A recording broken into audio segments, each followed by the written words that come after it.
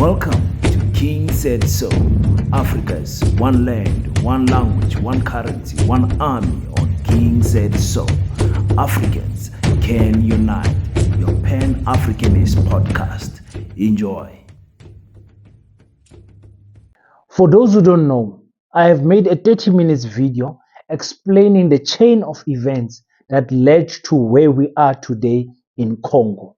I went all the way to 1996, 1993, 1994 to explain to you guys how the war in Congo started between the Houthis and the Tutsis. So I explained that you need to go out and check that video out so that you can be fully informed and understand the whole situation on what happened in Congo. Now we have a situation where SADC has, South African army has been deployed in Congo. About 2,900 soldiers have been sent there, costing South Africa from its budget about 2 billion rands.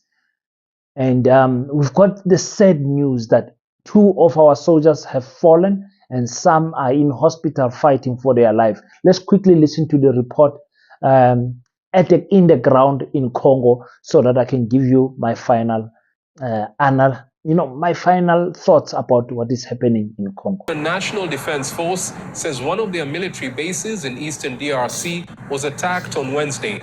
2 soldiers were killed and 3 others sustained injuries. The injured soldiers are receiving treatment at a hospital in the eastern city of Goma. The deaths of the South African soldiers are the first reported since the country deployed in eastern DRC last December. The troops are part of the Southern African Development Community mission that is supporting fight against armed groups like the M23 rebels. Soldiers from Tanzania and Malawi are also part of the contingent. The M23 rebels are ethnic Tutsis who accuse the government here in Kinshasa of marginalizing their community and failing to honor a peace deal signed in 2013. They launched attacks against the Congolese army in 2021 and have since captured swathes of territory in North Kivu province. The DRC government has accused Rwanda of backing the rebels in order to gain access to minerals in that part of the country. Rwanda has denied the accusation, but a panel of UN experts said they found evidence of Rwandan troops fighting alongside the M23 rebels. The fighting in eastern DRC has forced more than 150,000 people to flee their homes. The US and several humanitarian agencies have urged both sides to stop fighting, but the conflict is continuing for now. Peace in Pan-Africanism to all my African brothers and sisters. Thank you so much for tuning in. Thank you for coming back to King 053, Mr. Easy Imali Enengi. So what is happening in Congo is that our soldiers, if I had to be honest to you, have been sent for slaughter. And I know it's a big statement considering that since the deployment in December, I don't even want to use the words only 2 because it's 2 families that were impacted by this, and those family members, who knows how many are they, depending on the soldiers that have passed away. So I think it is quite fitting that we put a moment of silence in honor of the 2 soldiers.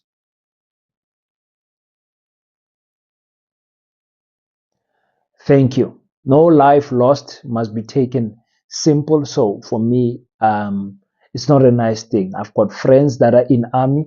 I've got families that are in the army, and I can only imagine the horror that their family are going through. But coming to the situation in Congo, the honest truth is that we don't have the proper machinery to go and fight this rebel camp M23. Now, the M23 is not a rebel camp, and the more we describe the M23 as a rebel camp, we are belittling their firepower.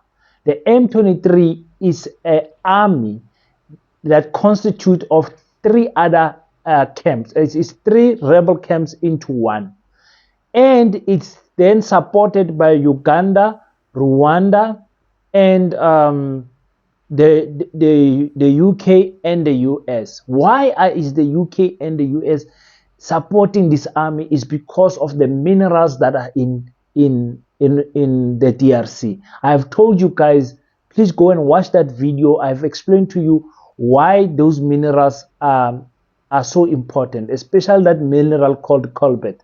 Now the world is moving from fossil fuels. They are no longer going to use petrol and diesel and paraffin and all that. They are going for battery power. The battery powers industry is growing in billions every month. And the DRC is the biggest producer of the cobalt mineral. And that mineral is found like 80% of the world's cobalt comes from the DRC. So the US has got a very big interest in what is happening in Congo. The EU has got big interest on what is happening in Congo. But the big players, which is China, which are the leading when it comes to electrical motors and vehicles, have got a big interest on what is happening in the DRC. So for them, they don't want the DRC to be free. They don't want the DRC people to wake up. They don't want the DRC people to get out of poverty. So what you can do to best distract the economical activities of any country is to support a rebel camp that is going to go against the army. Unfortunately, from 1996 up until today, we are looking at 6.1 million still counting people that have died in the wars in Congo, ranging from different presidents until where we are today. So it is not a nice thing that is happening in Congo. And unfortunately, because SADC does not like this war, people are dying. More than Palestine, forget about Palestine. You guys will make a lot of Palestine noise. You will take Israel to court, but you will never stand up for Africans like you stand for Palestinians. But that's okay. As a Pan-Africanist, our job is to report as to what is happening in Africa. That is our job, to focus on our people, because nobody will stand for the rights of African people if African people don't stand for those rights. Now, 2 soldiers have fallen in Congo. 2 South African soldiers has fallen. I'm not sure about the count of the Congolese soldiers that have fallen since the M23 came back. When did they come back? 2001, 2002 they came back and started attacking the east side of Congo again. So how many people must die before Africa wakes up? How many people must die for our call to be heard? The call of one Africa, one army. How many people? How many more people must die? Because this is a war that has been ongoing for years, people. For years, 1994, 95, 96, up until today. Over 6 million people killed, more than that displaced, running from their homeland, going from this place to that place. Now the South African army has been taken there without any choppers. There isn't any helicopter power, no fighter jets, no proper, like small missiles. How difficult can it be to defeat a rebel camp? Let's be honest. How difficult a rebel camp? How many people are in a rebel camp? 600? 1,200? How many soldiers are in a single rebel camp? 5,000 soldiers? Can a rebel camp have 10,000 soldiers? Is it possible?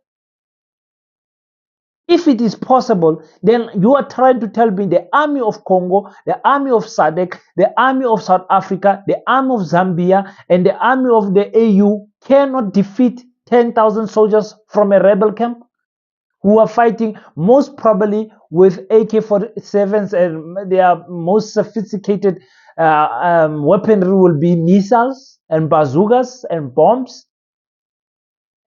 Those people can only defeat normal civilians. But now they have been made as heroes because as horror heroes, because the The EU and the US are supporting these people. And Rwanda must stop denying that they are supporting the Tutsis in fighting the Congolese army. They must stop denying this nonsense. Africa, we must stop fighting and killing each other. Africans, we must stop fighting and killing each other for the amusement of the colonizers. That's what we're doing doing these things for. We keep on saying China is so good. China is not like the EU. China is not like the US. Those China are stealing, depleting the callback mines in the DRC. That's what they are doing. China, they are happy to get all of this all of this this mineral in the trucks and drive them down to South Africa, put them in a ship and deport them to China as raw material. As raw material. Africa is supposed to be the country that builds everlasting batteries. Africa should be in the forefront of the technology industry. Africa, because we have the minerals. Remember, it is not only China that wants this for their batteries. Every car industry, every car brand, whether it's Mercedes-Benz, BMW, Toyota, all the German cars, they are all moving to electric motors. All of them. Tesla, all the Americans, Ford, everyone is moving to electric motors. And they want to better the lifespan of electric motors. But then you find a situation where the cell phone industry also wants better better phones. They want better battery power, lasting batteries in all of these cell phones. We are buying cell phones for 20,000 rand, 30,000 rand, 25,000 rand, and you're expecting the battery to last longer, to charge faster. That is the cost. This is why the people in Congo are dying. This is exactly why the people in Congo are dying, my people. So, unfortunately, I don't wish it. I want us to pray for our fellow African brothers and sisters who are waging against this war that they don't even understand how big it is. They don't understand. Soldiers don't understand how big this war is. Nobody is going to stop these European people from taking the cobalt mineral from Congo if Africa does not unite. As long as Africa still is divided, as long as the other neighbors like Rwanda and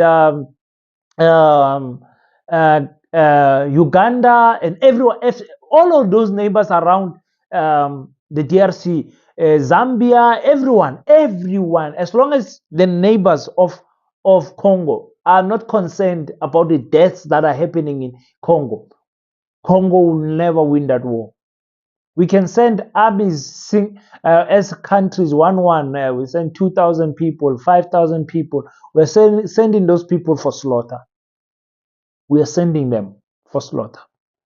Well, I've said what I wanted to say. It's time for you to say what you want to say on the comment section and tell me what do you think about this war in Congo. Do you think it's going to end?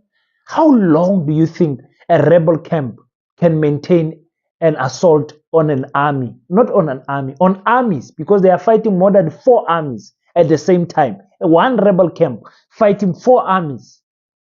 What does it say about the South African army? Huh? We keep on laughing at other countries as South Africans that why can't they win against rebels? Burkina Faso was fighting against rebels. Niger was fighting against rebels. Chad Republic was fighting against rebels. Nigeria in the north fighting against rebels. Huh? I can go on and on. Senegal.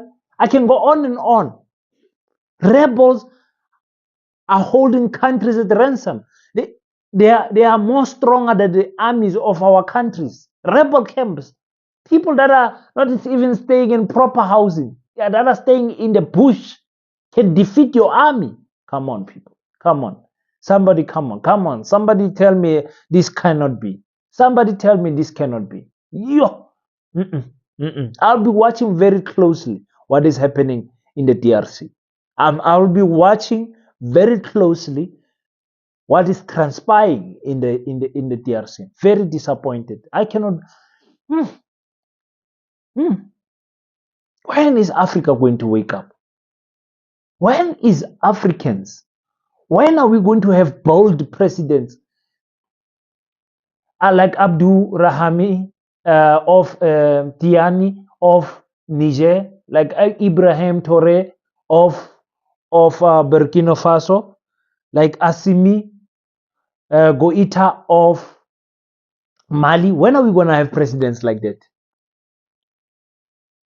Like serious people that are not afraid of anyone and that are not afraid to die for the cause of liberating their people.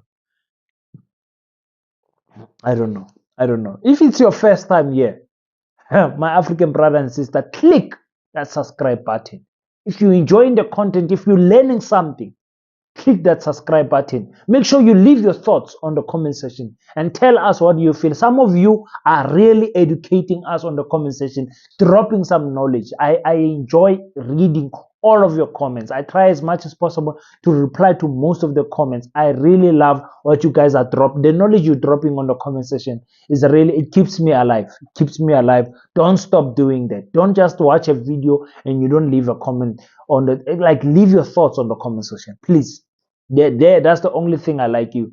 I love you guys for, because you are always on the comment section commenting. And also tell me where you are watching this video from, whether it's in South Africa, in a province, in a city, or whether you are somewhere in Africa, in another beautiful African land. Tell me where you are watching us from. It's your boy King 053 Mr. Easy Imalening. Until we meet next time, don't forget to pray. And after you pray, African child, stand up, do your best so that God can do the rest. Peace in Pan-Africanism. I salute you. Black Heart, the hustle continua. 100% good quality t-shirts, made to inspire your goals and dreams. T-shirts are now available at an affordable price. Place your order now. 068-473-6908. Instagram at Black7576. Facebook page Black Heart.